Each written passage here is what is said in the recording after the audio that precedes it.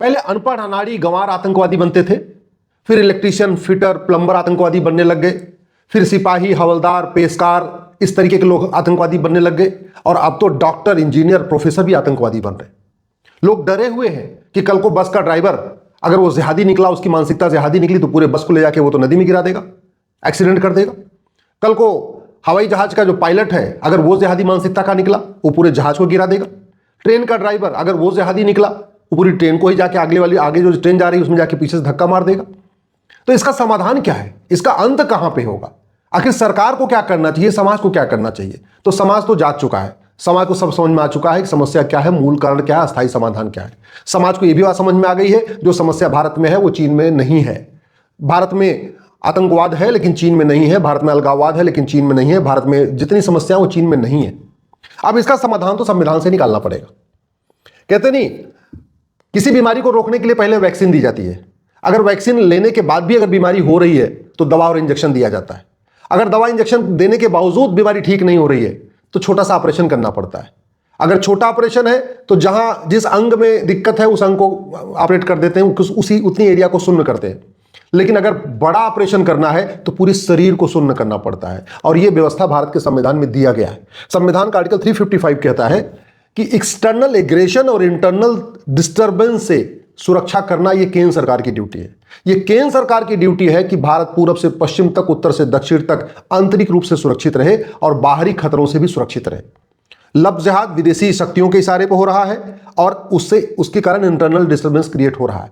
Land जिहाद विदेशी शक्तियों के इशारे पर हो रहा है, उसके कारण इंटरनल डिस्टर्बेंस क्रिएट हो रहा है। ड्रग्स जिहाद विदेशी शक्तियों के इशारे पर हो रहा है और उसके कारण इंटरनल डिस्टर्बेंस क्रिएट हो रहा है। घुसपैठ जिहाद विदेशी शक्तियों के इशारे पर हो रहा है और उसके कारण इंटरनल डिस्टर्बेंस क्रिएट हो रहा है। जो जनसंख्या जिहाद हो रहा है, ये भी विदेशी शक्तियों के इशारे पर हो रहा है, उसकी वजह से इंटरनल डिस्टर्बेंस क्रिएट हो रहा है। जो पॉपुलेशन रेशियो बदलता जा रहा है, ये हमारे लिए बहुत बड़ा खतरा है। जो डेमोग्राफी बहुत तेजी के साथ बदल रही है, ये हमारे लिए बहुत बड़ा खतरा है। जो यहाँ नकली नोटों का कारोबार चल रहा है, ये हमारे लिए बहुत बड़ा खतरा है। तो आर्टिकल 355 कहता है कि आंतरिक खतरे और बाहरी खतरे से सुरक्षा करना ये केंद्र सरकार की ड्यूटी है। और अगर सरकार सामान्य परिस्थितियों में इन आंतरिक खतरों को और बाहरी खतरों को रोक नहीं पा रही है तो उसकी व्यवस्था संविधान के आर्टिकल 352 में है। आर्टिकल 352 में कहा गया है कि यदि कोई वेजिंग वॉर का खतरा हो, एक्सटर्नल वॉर का खतरा हो, या आर्म रेबेलेशन का खतरा हो, या भारत के ऊपर आंतरिक रूप से कोई खतरा हो या बाहरी रूप से कोई खतरा हो, तो सरकार आर्टिकल 352 के अंतर्गत भारत में आपातकाल लगा सकती है। यह व्यवस्था आर्टिकल 352 में है। इस देश में सत्ता बचाने के लिए आपातकाल लग चुका है 1975 में। अगर सत्ता बचाने के लिए आपातकाल लग सकता है तो राष्ट्र बचाने के लिए आपातकाल क्यों नहीं लग सकता? अगर प्रधानमंत्री का पद बचाने के लिए आपातकाल लग सकता है तो सनातन धर्म को बचाने के लिए आपातकाल क्यों नहीं लग सकता? आर्टिकल 352 बहुत साफ साफ कहता है कि अगर किसी भी तरीके का खतरा है, और यहां तो सीधे सीधे गजवा हिंद का खतरा है। 1947 तक टारगेट, 2047 तक का टारगेट लिया हुआ है कि अगले हम 2047 तक भारत में गजवा हिंद कर लेंगे। टारगेट लिया गया है कि जो 1947 में हुआ था वही 2047 में करेंगे। या तो पूरे भारत को जीत लेंगे या इतना नरसंहार करेंगे कि भारत के एक टुकड़ा और हो जाएगा।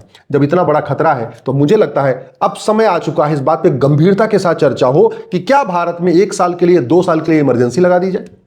क्योंकि लोकतंत्र के रहते हुए सरकार कुछ भी करेगी, समस्या खड़ी होगी। सीए लागू करेगी, पूरे देश में आगजनी। एनआरसी की कोशिश करेगी, एनआरसी आने के पहले ही पूरे देश में आगजनी। तो अगर ऐसी परिस्थितियां बन चुकी हैं तो हम क्या करेंगे लोकतंत्र को लेके? अरे साल 2 साल के लिए लोकतंत्र खत्म हो जाए, साल 2 साल के लिए विकास बंद हो जाए, हमारा राष्ट्र बचे, हमारी संस्कृति बचे, हमारा त्योहार बचे, हमारा धर्म बचे। उसके लिए जरूरी है, अगर आपातकाल लगाना जरूरी है तो सरकार को लगा देना चाहिए। बड़ी सीधी सी बात है। अब इतने बड़े खतरे आ चुके हैं, लब जिहाद, लैंड जिहाद, धर्मांतरण, घुसपैठ, जनसंख्या विस्फोट, 9 राज्यों की डेमोग्राफी बदल गई है, 800 जिलों में से 200 जिलों की डेमोग्राफी बदल गई है, 6000 तहसीलों में से 1500 तहसीलों की डेमोग्राफी बदल गई है, बॉर्डर के 300 तहसीलों की डेमोग्राफी बदल गई है। अंदर ही अंदर मुगलों के समय जो 1000 मदरसे थे वो 3 लाख हो चुके हैं। और इलेक्ट्रीशियन, प्लम्बर, फिटर आतंकवादी बन रहे थे, तब फिर उसके बाद सिपाही, दरोगा, हवलदार आतंकवादी बनने लगे। अरे अब तो डॉक्टर, इंजीनियर, प्रोफेसर भी आतंकवादी बन रहे हैं। अब बचा क्या है? अब बचा क्या है कि मतलब दोबारा फिर से 1947 वाला नरसंहार शुरू हो जाएगा, फिर देश में इमरजेंसी लगा देंगे। आखिर हम इस डेमोक्रेसी का लेके क्या करें? जब डेमोक्रेसी का दुष्परिणाम हम झेल रहे हैं। और ये नारा भी लगाया जा रहा है, जिसकी जिसकी जिसकी जितनी संख्या भारी उसकी उतनी हिस्सेदारी। तो कल को कहा जाएगा भाई हमारी संख्या तो 25% हो गई, हमारी 30% हो गई, प्रधानमंत्री हमारा ही होना चाहिए। नहीं प्रधानमंत्री तो वो प्रधानमंत्री हमारा होना चाहिए। ऐसे खतरे में अब सरकार को बहुत गंभीरता के साथ भारत में इमरजेंसी लगाने के लिए सोचना चाहिए। 1 साल के लिए, 2 साल के लिए इमरजेंसी लगाएं, गुलामी का नाम हटाएं, गुलामी का निशान हटाएं, गुलामी की कुरीतियां खत्म करें, गुलामी की कुप्रथाएं खत्म करें, गुलामी की शिक्षा व्यवस्था बदलें, गुलामी की नागरिक व्यवस्था बदलें, गुलामी की न्यायिक व्यवस्था बदलें, गुलामी की टैक्स व्यवस्था बदलें, गुलामी की प्रशासनिक व्यवस्था बदलें, गुलामी की चुनाव व्यवस्था बदलें। अब समय आ चुका है, भारत में 1 साल के लिए इमरजेंसी लगाया जाए और पुलिस रिफॉर्म किया जाए, जुडिशियल रिफॉर्म किया जाए, एजुकेशन रिफॉर्म किया जाए, टैक्स रिफॉर्म किया जाए, एडमिनिस्ट्रेटिव रिफॉर्म किया जाए। जब मुगल चले गए तो मदरसा क्यों? अगर वैसे मदरसा बंद करेंगे देश में हाहाकार होगा। सबसे अच्छा तरीका इमरजेंसी लगाइए और भारत में समान शिक्षा लागू कर दीजिए। चीन में शांति इसलिए है क्योंकि वहां समान शिक्षा है। अब समय, अगर सारे जितने पर्सनल लॉ दुनिया भर के चल रहे हैं इनको हटाएंगे, यूनिफॉर्म सिविल कोड लागू करेंगे, फिर हंगामा होगा। बेटर होगा इमरजेंसी लगाइए, देश में यूनिफॉर्म सिविल कोड लागू करिए। इमरजेंसी लगाइए, लफ्ज़ जिहाद के खिलाफ कठोर कानून बनाइए। इमरजेंसी लगाइए, धर्मांतरण के खिलाफ कठोर कानून बनाइए। इमरजेंसी लगाइए, जनसंख्या नियंत्रण कानून बनाइए और उसमें प्रोविजन कर दीजिए जो हम दो हमारे दो नहीं मानेगा उसकी नागरिकता खत्म हो जाएगी। क्या मजाल किसी के भारत में कोई कुछ कर ले, और देश इसके लिए तैयार हो चुका है। आप इमरजेंसी लगाइए, उसके बाद घुसपैठिए अपने आप भाग जाएंगे, मैं गारंटी ले रहा हूं। जब एसआईआर करने से घुसपैठिए भाग सकते हैं तो जिस दिन इमरजेंसी लग जाएगी और घुसपैठियों के मदद करने वालों को 10 से 20 साल की सजा देने का कानून बन जाएगा, मैं गारंटी के साथ कहता हूं 90% घुसपैठिए अपने आप भाग जाएंगे, एनआरसी की जरूरत नहीं पड़ेगी। 90% फर्जी वोटर अपने आप भाग जाएंगे, एसआईआर की जरूरत नहीं पड़ेगी। और अगर और ज्यादा दिक्कत आ रही है तो किसान से सीखिए। किसान क्या करता है? सीधे बुआई नहीं करता, पहले जुताई करता है, निराई करता है, गुड़ाई करता है, खरपतवार की सफाई करता है, उसके बाद बुआई करता है। बुआई के पहले 4-5 चीजें करता है किसान।